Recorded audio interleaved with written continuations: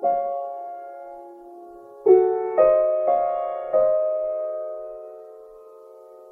died in this house, and it was her house in life, and it may still be her house even now.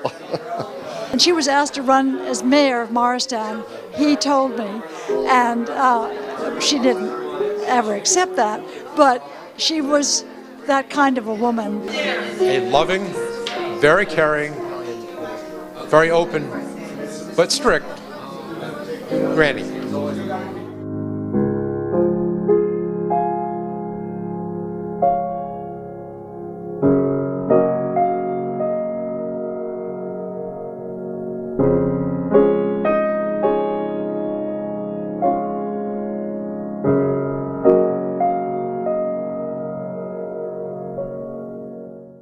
Again, my name is Tom Schaefer, for those of you that don't know me, but I think by now everybody does. I'm the current president of the Kellogg Club, and I'd like to welcome all of you to this very special event we're having this morning, April 6th, 2014, to welcome back the family members, in this case grandchildren, 3 grandchildren of Cornelia Kellogg, our namesake for the Kellogg Club, and give them the opportunity to visit again the Kellogg estate, the mansion, and to see the grounds and to remember their visits here. Some have more in-depth memories than others, but we're very happy to welcome you to the Kellogg Club, and it's our pleasure on behalf of the board and all the members to have you here today.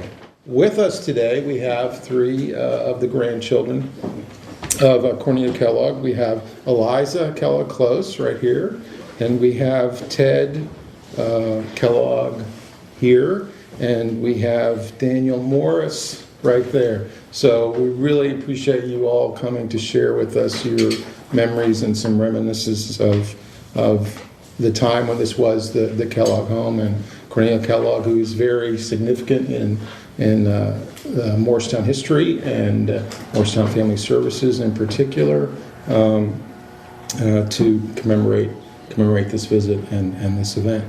The 2 Kellogg's on either side of me know a great deal more than I do, but I spent some time here at this house, so I can talk about that. Now, to begin with, I would like to give you a picture of my grandmother in front of this window. This was, and Darcy Halsey Burgund gave me, Darcy Kellogg Burgund gave me this picture, and so I will put it here. Is that right? Yes. Isn't that terrific? Yeah. And we used to come and visit every year at this house. At the time I was young and I wasn't aware of how special the house is. That today has been taken care of. I realize it's really amazing how to think that my grandmother and grandfather really lived in this way, an upstairs downstairs sort of life, in the middle of Morristown, New Jersey, and my father our father cared a lot about the history of the place, and so he took Edmund Drake Halsey's papers, and they were upstairs in this house, and we spent a lot of time looking at those papers, and we have them now. I think that Dan will tell us something about them. But the kinds of stuff that I can remember, and maybe I can talk about them from these questions a little bit. Let's see, that's yours. Yeah. Let's see. That's Pete's and that's mine. Okay. Our stories about what it was like. And we came to the house right after my father came back from the Second World War, Edmund Halsey Kellogg. And he brought us here, and us at the time was was me and my sister and my brother Roger, who is not here today. Neither of the 2 of them are here today. But because we spent 3 or 4 months, and my sister and I were sent to school at a school called Oakley Hall. Do you know where Oakley Hall is? No? Anyway, it was somewhere out here. And it was all the grades together, 8th through kindergarten in the one place. But my sister went in the kindergarten, and I went on the stage, which is where we had all the classes lined up. And I learned how to read there. And so when I went to Washington, which is where my father ended up after the war, I knew how to read already, and I was moved right up to the front of the class, which was very nice. And so we had that time here, and then we used to come up every year from Washington to Maine, where my grandmother Kellogg, and at this point he was no longer alive. My mother didn't know my grandfather, Frederick, because he had died in 1935, and they were married in 1938. So she was the person who was this house. And when she died, she was the only one of 7 children to survive, which is quite amazing. But during the time, 1967, when she died, all the things were brought up, and this house had enough furniture in it for 7 different houses to be furnished from, not everything, but I had a clock and a table and a this, that, and the other thing, and Selena has a gun and a lot. I don't know why. She has a gun? Wait. That's where that gun went. Her husband chose the gun. But it was one of the Revolutionary rifles. And so each one of us took some time, those who were old enough. Yeah. My mother was Granny's youngest daughter. For your question, when did you visit Granny? Typically Easter, Christmas, and summer at Minot's Island. How old were you from birth through my mid-teens? Was it on special occasions or holidays? Both. What was your fondest memory of your grandmother? Her incredible patience with us children, teaching us canasta and other fun games. What was your most vivid remembrance of this house? The top story, where my brother Steve and I often slept. We spent one night afraid to go to the bathroom because of the dark passageway we would have to negotiate to get there. We had just seen The Thing. Also loved the dumbwaiter, which we rode up and down. What did the house look like back then? I remember all the paintings, mostly portraits, and the grand furniture. What do you remember about the grounds when you were a child? The incredible gardens, both inside and outside, or both outside and inside the greenhouse. He didn't remember I think we all remember the stone wall, but we couldn't see the front of the house because it was a solid wall of rhododendrons, and we never came in the front door. We always came in the back door, if you will. Was there a room in the house or part of the grounds that was your favorite? I love poking around the attic and all things we discovered, including diaries written by a family member who also served in the New Jersey Company during the Civil War.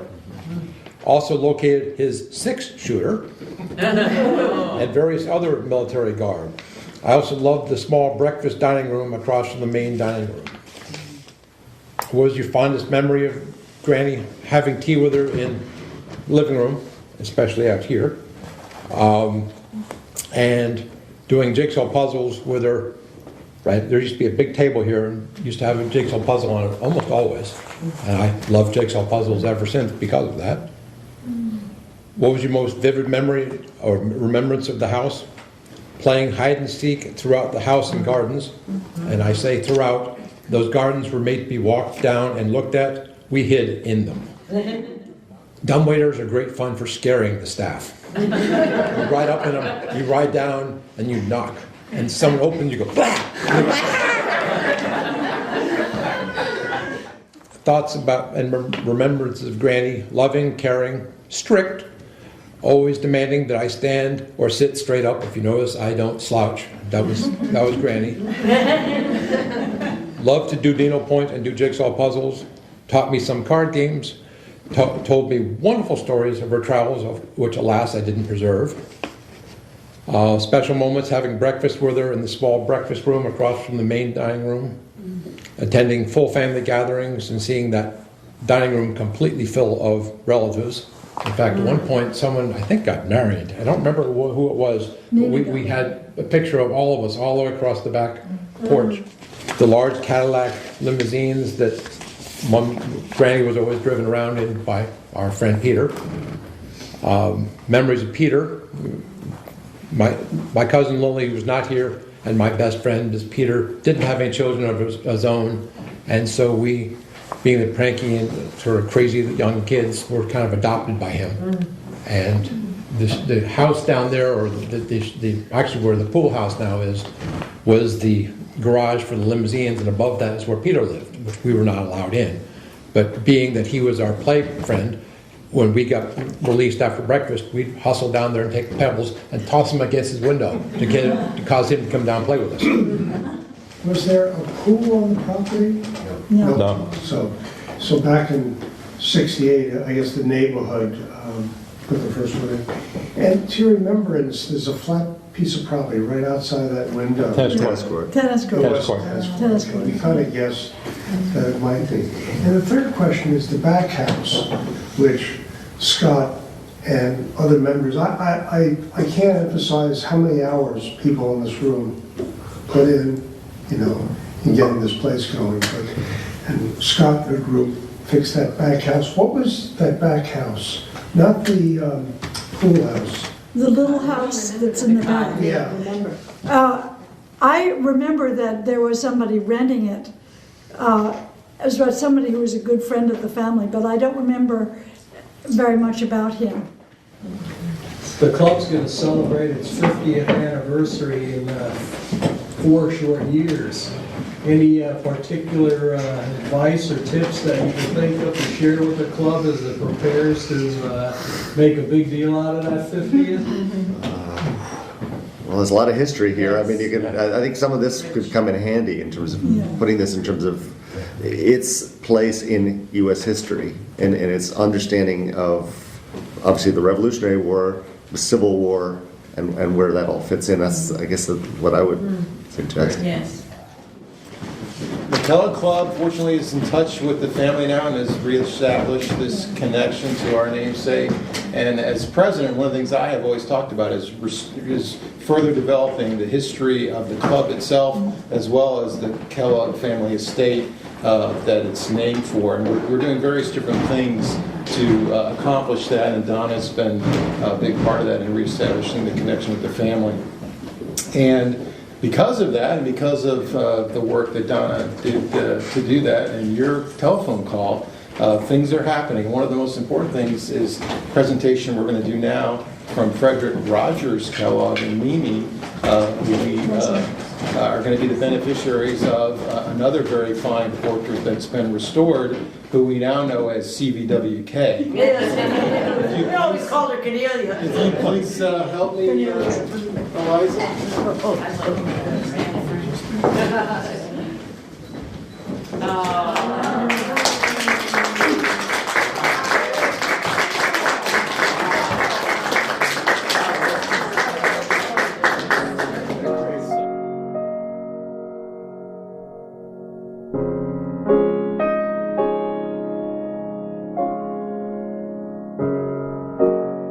I think a legacy that she passed on was a sense of a need to give back to the community, a sense that if you are born to the kind of privilege that she was born to, that you give back of time, treasure, and talent. That was obviously a deep value that she held, and it is carried on today beautifully by the Cornerstone Project.